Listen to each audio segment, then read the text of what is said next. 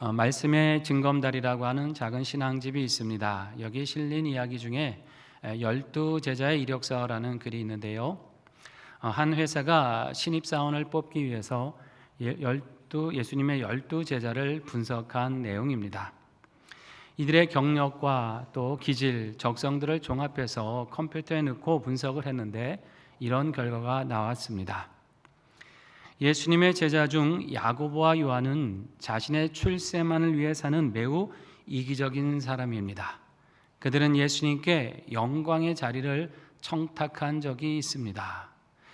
여러분, 성경에 보면 야고보와 요한의 어머니가 예수님께 나와서 왜 청탁을 하죠? 주님의 나라를 이루실 때 하나는 주의 좌편에, 하나는 주의 우편에 앉게 해달라는 부탁을 한 적이 있습니다.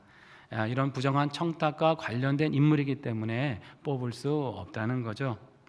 이 다른 제자들의 분석한 자료도 나왔습니다. 도마는 매사에 의심이 많고 부정적인 성격을 가진 사람입니다. 그래서 회사에 적합하지 않다는 거예요. 베드로는 성격이 급해서 일을 그르치고 실수할 가능성이 높습니다. 이런 평가가 나왔어요. 안드레는 너무나 내성적인 성격을 가졌기 때문에 일을 진행하는 데 있어서 속도가 늦고 추진력이 떨어집니다. 가나안인 시몬은 혁명가적인 기질이 있어서 채용하기에는 좀 위험한 인물입니다. 그리고 세리 마태는 자신의 이익을 위해서 어떤 일이라도 할 욕심 많아 보이는 사람입니다. 제자들 중에 가장 이상적인 신입사원을 뽑는다면 바로 가롯 유다입니다. 그는 학식과 경험을 겸비한 인물이고 실업가의 감각과 사교성을 지니고 있습니다. 이렇게 분석을 했다는 겁니다. 여러분은 어떻게 생각하십니까? 이 분석대로라면 제자들 모두 실격 아닐까요? 그런데 바로 이 제자들을 통해서 예수님의 복음이 전파되고 교회가 세워졌고 수많은 사람들이 지금까지도 구원을 받고 있습니다. 사람이 다 갖춰져서 쓰임을 받는 게 아니에요. 하나님이 택하시고 은혜 주셔서 쓰임 받는 줄 믿습니다. 우리가 좋은 재능을 갖고 있어서가 아닙니다. 온전히 순종할 때 하나님은 그들을 들어서 사용하십니다. 오늘 본문에 보면 그러한 믿음의 신실한 사람들의 이야기가 나오거든요. 이들의 섬김을 통해서 오늘 우리가 가져야 될 마음가짐을 함께 생각해 보려고 합니다. 본문 19절, 20절 말씀 같이 읽어볼까요?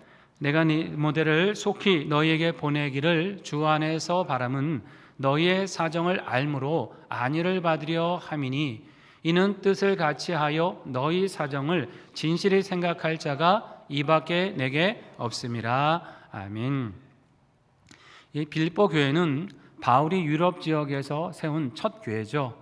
그러다 보니까 관심도 많았고 애정도 많았어요. 그리고 바울은 다시 빌립보 교회를 방문하기를 원했는데 갈 수가 없었습니다. 왜냐하면 지금 그는 로마 감옥에 갇혀 있었어요. 그래서 자기 대신 지금 누구를 먼저 보내겠다는 겁니까? 디모데를 먼저 보내겠다, 이런 얘기를 하고 있는 거예요.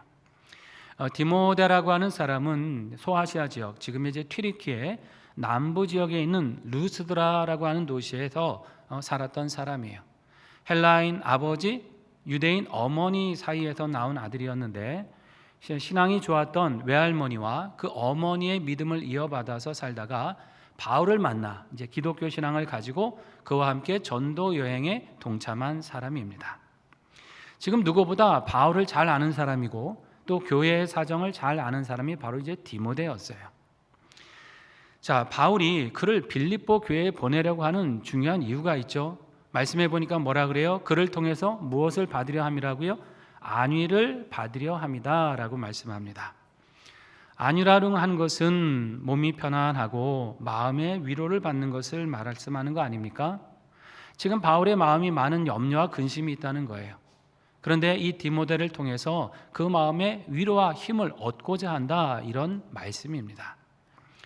자, 지금 옥중에 있는 바울은 빌립보 교회의 상황을 살필 수가 없었어요.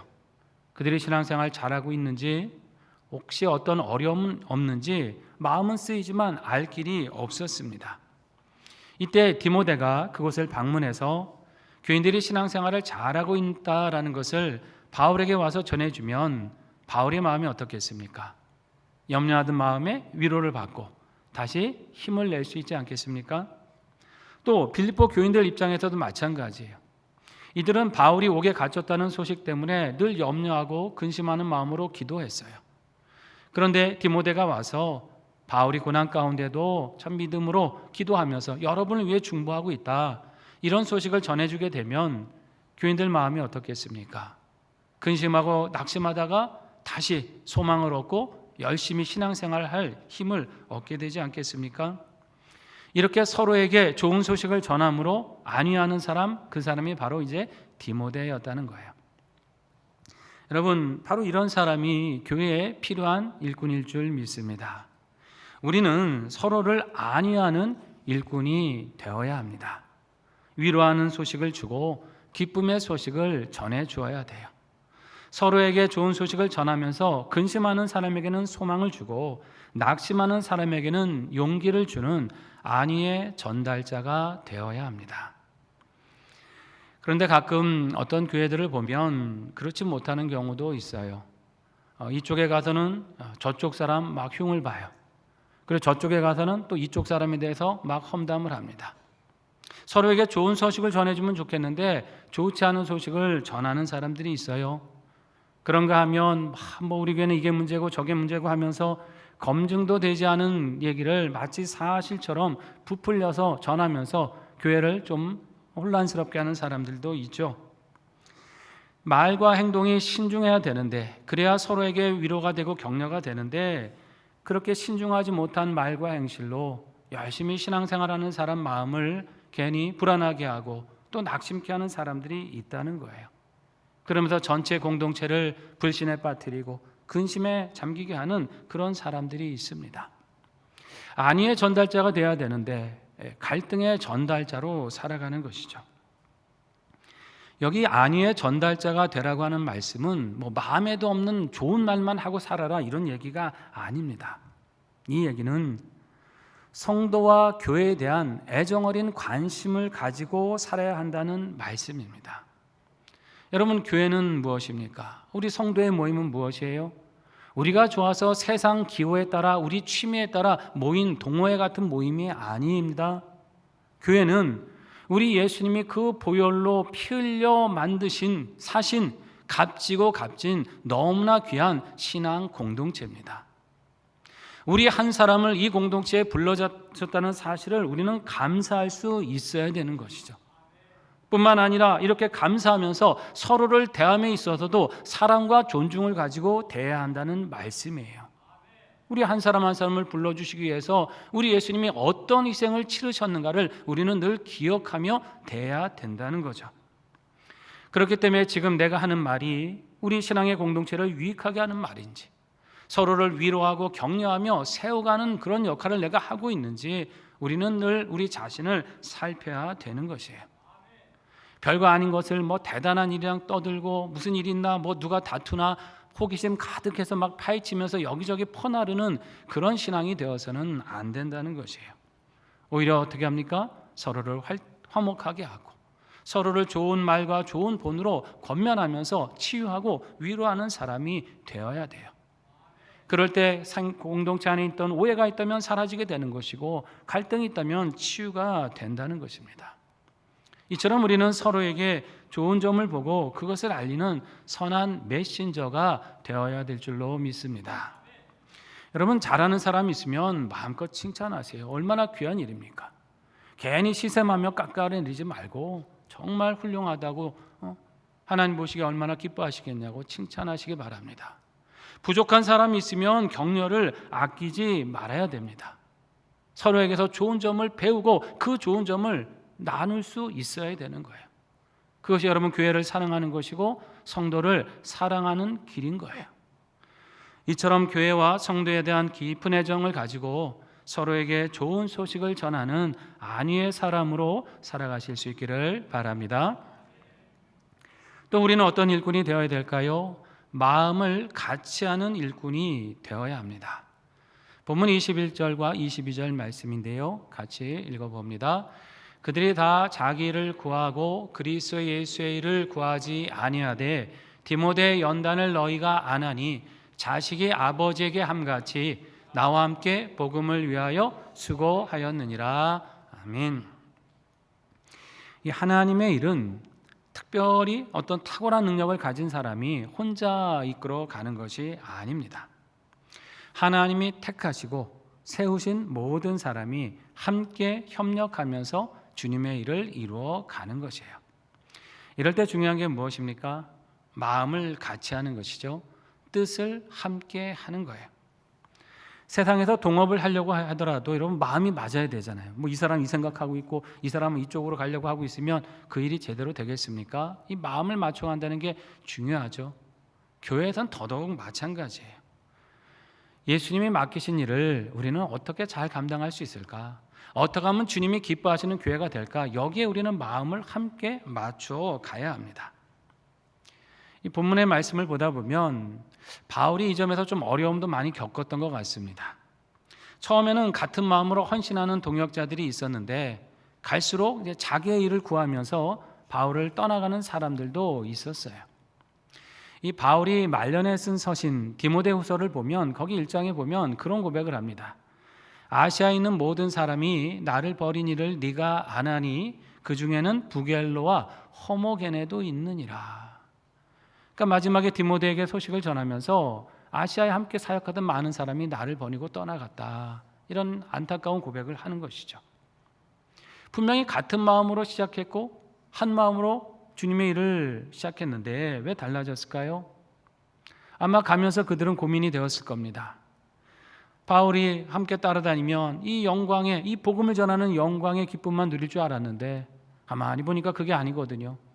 매맞고 위험하고 옥에 갇히고 바울이 그렇게 덜컥 옥에 갇혀버리니까 야, 계속 바울 따라다니다가는 나도 저런 고난 당하겠구나. 나도 어느 아침에 큰 변을 당하겠구나. 이런 생각이 들었는지도 모르겠습니다. 또 기독교가 계속 박해를 받는 상황 아닙니까? 그러다 보니까 사회적으로도 오히려 멸시를 받고 비난을 받아요. 뭔가 좀 영광스러운 기쁨의 길이 됐으면 했는데 가만히 보니까 사람들은 돌을 던지려고 하고 손가락질합니다. 이렇게 살다가는 그나마 내가 세상에서 쥐고 있던 이런 것까지도 다 잃어버리는 게 아닐까, 그게 염려가 되었을지도 모르죠. 이럴 바에는 나도 빨리 세상과 타협해서 내 이익을 챙겨야겠다, 내 일에 힘써야겠다, 이런 마음으로 떠나갔는지도 모르겠습니다. 여러분, 우리는 처음 부르심을 받았을 때 그 가졌던 마음, 주님께 감사하면서 내가 주님을 위해 살겠습니다 하는 그 결단 변함없이 지켜가야 될 줄로 믿습니다. 그 함께 했던 그 마음을 우리는 굳게 붙들어 가는 거야 돼요. 변함없는 헌신으로 살아가고 함께 사역하는 사람들에게 그 변함없는 모습을 보일 수 있어야 되죠. 그래야 서로가 힘이 되고 함께 격려가 되는 거 아닙니까? 어떤 사람이든 주님의 일을 나 혼자 감당하고 있다고 생각하면요, 금방 지쳐요. 외롭게 됩니다. 그렇지 않겠어요? 사람인데 언제까지 혼자 그 일을 감당할 수 있겠습니까?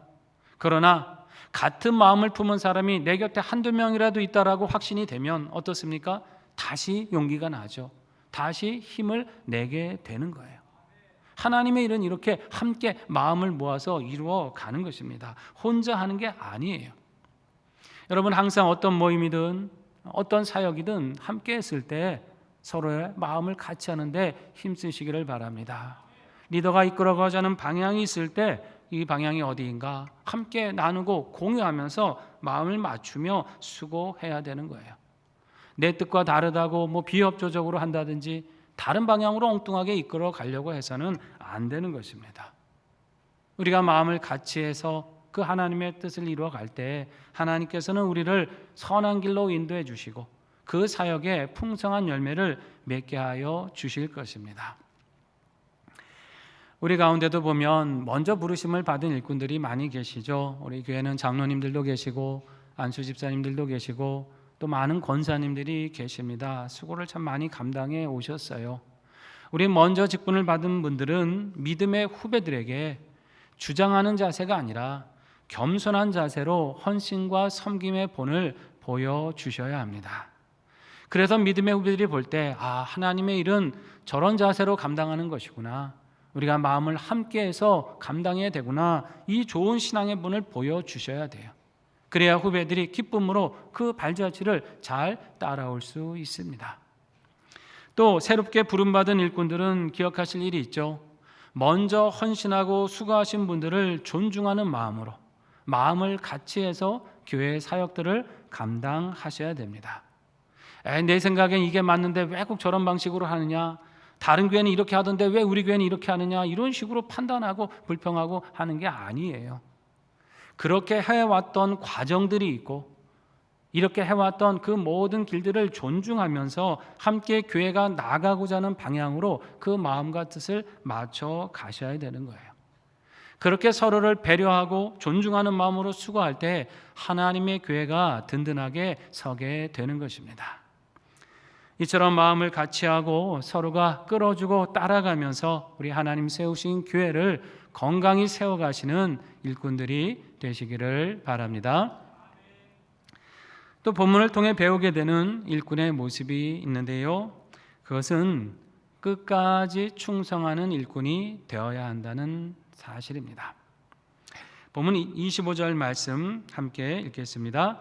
그러나 에바브로디도를 너희에게 보내는 것이 필요한 줄로 생각하노니 그는 나의 형제요 함께 수고하고 함께 군사된 자요 너희 사자로 내가 쓸 것을 돕는 자라. 아멘.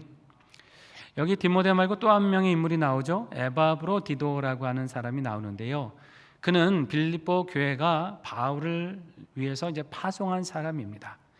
바울이 이제 이곳저곳을 선교하러 다닐 때 빌립보 교회가 그 선교 헌금을 이제 후원을 했고 그 헌금을 가지고 바울에게 전달해 준 사람이 에바브로디도입니다. 그런데 에바브로디도는 단지 헌금만 전달하고 돌아온 게 아니라 바울이 옥에 갇혔다는 소식을 들었을 때 그 곁을 지켰어요. 떠나지 않고 그 곁에서 바울이 쓸 것을 돕고 여러 가지 바울이 필요로 하는 것을 곁에서 함께 마음 쓰며 애써주면서 살피고 있었습니다. 바울이 오죽하면 그를 향해서 내 형제고 함께 수고하고 함께 군사된 자라고 이렇게 표현하지 않습니까? 그만큼 복음을 위해서 고난도 마다하지 않고 한결같이 이제 충성한 사람, 그가 에바브로디도였습니다. 사실 이 에바브로디도 입장에서 보면 바울 곁에 이렇게 오래 머무는 게 별로 자기 신변에 좋을 리가 없죠. 왜냐하면 지금 바울이 갇힌 곳은 로마 감옥이거든요. 황제 말 한마디면 언제 사형을 당할지 몰라요. 그런데 그 곁에 지키고 있다 어떻게 되겠습니까? 바울이 사형을 당하면 에바브로디도 역시 황제의 차별을 면할 수는 없는 거죠. 어떻게 보면 너무나 위험한 상황이었어요. 그럼에도 그는 돌아가지 않고 이것이 내게 맡겨진 사명이라고 여기면서 끝까지 이제 바울을 도우면서 복음을 위해 애를 쓴 거예요. 본문에 보니까 그가 그러다가 큰 병에 걸렸어요. 어떤 병인지 구체적으로 나오진 않지만 죽게 되었다는 것을 보니까 쉽게 나을 수 있는 병은 아니었습니다. 그 때문에 바울도 걱정하고 또 빌립보 교인들도 걱정을 했겠죠. 그런데 다행히 하나님이 긍휼을 베푸셔서 그를 회복시켜 주셨습니다. 자, 그런데 에바브로디도의 모습을 보니까 그 상황에서도 지금 빌립보 교인들이 자기가 병들었다는 것 때문에 걱정했다는 그 사실, 그거를 에바브로디도가 알고는 그것이 자기는 더 걱정이 된 거예요. 지금 자기 몸 아픈 게 걱정인데 나 때문에 교인들이 괜히 걱정했구나, 나 때문에 교인들이 마음이 상심했구나, 그것을 오히려 미안해하고 그것을 걱정하는 사람이었다라는 것입니다. 가만히 그를 보면 자기보다는 바울을 더 생각하고 자기보다는 교인을 더 생각하고 자신이보다는 하나님이 맡기신 일을 먼저 생각하고 자기의 안위보다는 복음을 위해 내가 무엇을 해야 될까를 더 생각했던 사람이었어요. 정말 할만하니까 하나님을 사랑한 게 아니라 모든 우선순위에서 하나님을 제일 먼저 사랑했고 복음을 우선순위로 여겼고 그것을 위해서 헌신하는 것을 가장 큰 기쁨으로 여긴 사람이었습니다. 여러분, 우리가 이 사명의 끝까지 충성하며 한결같은 신앙을 지킬 수 있는 비결은 뭐겠습니까? 그것은 우리가 예수님을 사랑하고 복음을 사랑하고 성도를 사랑하는 길인 줄 믿습니다. 우리의 사역이 지치지 않고 나갈 주님은 바로 여기 있는 거죠. 누구나 오랫동안 사역을 감당하다 보면 낙심이 되고 지칠 때도 있죠. 그런데 하나님을 사랑하고 내게 주신 사명을 사랑하고 하나님이 맡기시는 영혼들을 사랑하게 되면 또 다시금 힘을 내고 하나님 주신 능력으로 그 사명을 잘 감당할 수 있다는 것입니다. 그 우선순위가 정확해야 되는 거죠. 복음이 우선이고 하나님이 우선이다라는 이것이 정확할 때 한결같이 끝까지 그 사명을 감당하게 된다는 거예요. 우리도 이 우선순위를 잘 지켜가시면서 서로에게 도전을 주시고 우리 주님께 칭찬 듣는 일꾼으로 살아가실 수 있기를 바랍니다. 본문 29절에 보면 이런 말씀이 있어요. 같이 읽어볼까요? 이러므로 너희가 주 안에서 모든 기쁨으로 그를 영접하고 또 이와 같은 자들을 존귀 여기라. 아멘. 이와 같은 자들을 어떻게 하라고요? 존귀 여기라. 존귀 여기라. 교회는 누구를 존귀 여겨야 하는가? 주님을 사랑하는 사람, 복음을 위해 헌신하는 사람, 성도를 잘 섬기는 사람, 이런 사람들을 귀하게 여겨야 합니다. 서로를 격려하고 위로하며 안위하는 사람이 교회에서 귀한 것이고요.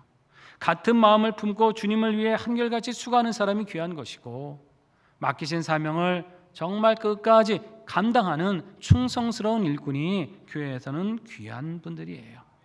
우리는 먼저 이런 사람이 되어야 될 줄로 믿습니다. 그리고 이렇게 수고하는 성도들을 귀하게 여기며 살아야 합니다. 오늘 우리는 교회 일꾼들을 새롭게 선출하려고 합니다. 많은 분들이 기도해 오셨고 또 준비하고 계시죠. 후보가 되신 분들이 기억하실 일이 있어요. 그것은 이 직분에 맞는 섬김의 자세가 무엇일까? 이것을 먼저 생각하고 기도하며 준비하셔야 되는 거예요. 직분은 교회에 오래 다녔다고 드리는 명예패가 아니에요. 직분은 하나님이 나를 주의 일꾼으로 부르셨다는 그 부르심에 순종하는 것입니다. 지금껏도 잘 해오셨지만 더 큰 책임감을 가지고 더 큰 신실함의 무게를 가지고 이 사명을 감당하려고 하시는 부르심인 것이에요. 이것을 기억하시면서 성도를 안위하는 사람으로 한결같은 마음으로 주님을 섬기는 사람으로 끝까지 충성하는 사람으로 이 사명을 감당하실 것을 결단하실 수 있기를 바랍니다. 또 하나 말씀드리고 싶은 것은 지금 후보가 되지 않았다고 해서 너무나 아쉬워하거나 상심할 이유가 없다는 말씀입니다. 후보가 되지 않았다고 해서 그분들의 믿음이나 섬김이 부족한 것이 아니에요. 우리는 다 모르지만 하나님께서 각자를 부르실 때 가장 적절하고 좋으실 때가 있다는 것입니다. 우리는 알 수 없죠. 그러나 하나님은 너무나 정확히 아십니다. 언제 우리를 부르시고 어디서 어떻게 쓰셔야 하나님께 영광이 될지를 우리 주님은 다 계획하고 계신 거예요. 그렇기 때문에 후보가 되지 않은 것을 아쉬워하기보다는 하나님의 섭리를 기다리는 믿음을 가지고 나아가시면 우리 주님께서 가장 좋은 길을 만나게 해 주실 것입니다. 그리고 항존직 선거에 임하시는 모든 성도님들은 피택되시는 분들이 본이 되는 신앙으로 굳게 설 수 있도록 계속해서 기도해 주시고 격려해 주시기를 바랍니다. 나 투표했으니까 이제 끝났어, 내 할 일 끝났어가 아니에요. 내가 찍었으니까 어떻게 해야 돼요? 내가 기도해야 되는 거 아닙니까? 그분들이 잘 하나님 나라 일을 감당하도록 내가 격려해 주고 마음 써주고 기도하는 것, 그것이 우리가 일꾼을 선출하는 우리 성도들의 자세인 것이에요. 후보가 내 마음에 드냐 안 드냐 이거 따지는 자리가 아닙니다. 하나님이 지금 우리 교회에 필요한 일꾼을 세우시는 이 자리에 우리는 믿음과 기쁨으로 함께 동참해야 될 줄로 믿습니다. 그렇게 행할 때 이 모든 과정이 은혜가 될 것이고 우리에게 큰 기쁨이 되는 것입니다. 사랑하신 성도 여러분, 우리 예수님께서는 죽으시고 부활하셔서 우리에게 영생을 주셨을 뿐만 아니라 거룩한 하나님의 나라를 위해 섬기라고 하시는 그 일꾼으로 우리를 불러주셨습니다. 이것은 세상의 그 어떤 부르심보다 더 값지고 귀한 부르심이에요. 이 사실을 늘 감사하면서 서로에게 좋은 소식을 전하며 안위하는 일꾼으로 살아가시기를 바랍니다. 주께서 주신 이 사명 마음을 함께하면서 끝까지 신실하게 충성스럽게 감당하시기를 바랍니다. 그러한 믿음으로 우리 주님의 교회를 든든히 세워가시고 우리 하나님과 사람 앞에 존귀하게 칭찬 듣는 하늘나라 일꾼들 되시기를 주의 이름으로 축원합니다. 함께 기도하겠습니다. 우리 말씀 붙들고 결단합니다. 하나님, 우리를 주님의 일꾼 삼아 주셔서 감사드립니다. 이 부르심 귀하게 여기고 서로 안위하며 한 마음으로 수고하고 복음을 위해 끝까지 충성하는 존귀한 일꾼이 되게 하여 주시옵소서. 우리 말씀 붙들고 함께 결단하겠습니다. 아버지 하나님, 은혜를 감사드립니다. 붙잡아주시고 인도하여 주시옵소서. 우리를 하나님 나라의 존귀한 일꾼으로 불러주셔서 사명을 감당케 하여 주셨사오니 이제 하나님 이 사실을 감사하면서 기뻐하면서 우리 하나님 앞에 이 사명 신실히 감당케 하여 주시옵소서. 서로에게 좋은 소식을 전하고 안위하고 위로하고 힘을 주는 안위하는 일꾼 되게 하여 주시옵소서. 하나님, 우리가 마음을 같이하여 뜻을 같이하여 함께 수고하고 복음을 위해 서로 마음을 맞춰가며 겸손히 서로를 존중하며 섬기는 일꾼들이 되게 하여 주시옵소서. 하나님 맡기신 사명에 끝까지 이 사명 감당하길 원합니다. 하나님을 사랑하는 마음, 복음을 사랑하는 마음, 성도를 사랑하는 마음, 남을 나보다 낫게 여기는 마음으로 이 사명 신실히 감당할 때 하나님께서 주시는 그 은혜를 우리의 삶을 통해 이루어 주시옵시고 하나님 영광 받아 주시옵시고 주님이 존귀히 여기시는 일꾼, 어디서나 귀하게 사용하시는 하나님 나라 일꾼 될 수 있도록 인도하여 주시옵소서. 오늘 또 귀한 선거를 통해서 하나님의 역사와 영광을 이루어 주실 줄 믿습니다. 함께 하시고 인도해 주시옵소서. 하나님 감사드립니다. 우리를 구원하셨을 뿐만 아니라 거룩한 주님의 나라를 함께 동역하는 일꾼으로 삼아주심을 감사드립니다.